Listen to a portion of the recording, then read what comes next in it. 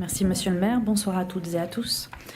Comme nous venons de le voir, l'accessibilité est un sujet crucial et qui ne concerne pas seulement les personnes handicapées. Elle bénéficie à tous, aux parents avec poussette, aux personnes âgées, aux voyageurs et à toute personne confrontée à des obstacles imprévus. Imaginez une ville où chaque trottoir est facilement franchissable pour un parent avec une poussette, où chaque bâtiment est équipé d'ascenseurs pour que les personnes âgées puissent se déplacer librement, où chaque signalisation est claire et compréhensible pour tous, où chaque espace public est conçu pour accueillir chacun, peu importe ses besoins spécifiques. Bien sûr, l'accessibilité ne se limite pas à la construction de rampes ou à l'installation de feux de signalisation adaptés. C'est un principe fondamental qui concerne notre capacité collective à créer des environnements urbains où chacun peut pleinement participer à la vie de la communauté, quelles que soient ses capacités ou ses limitations.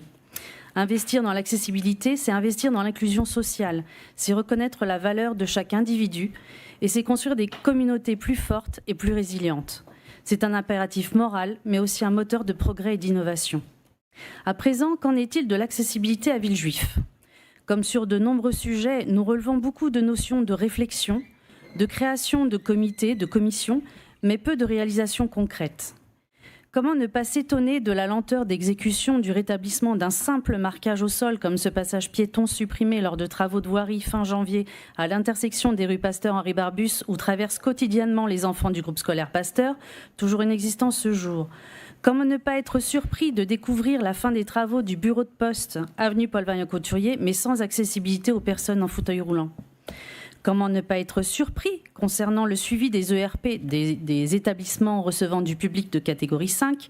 Vous annoncez, je cite, que la liste n'est pas exhaustive, qu'il faudrait prendre le temps de faire un recensement de ces petits établissements, notamment dans les rues commerçantes, Jaurès-le-Bigot, afin d'avoir un état des lieux et d'identifier les besoins des commerçants quant à la mise en accessibilité de leur établissement.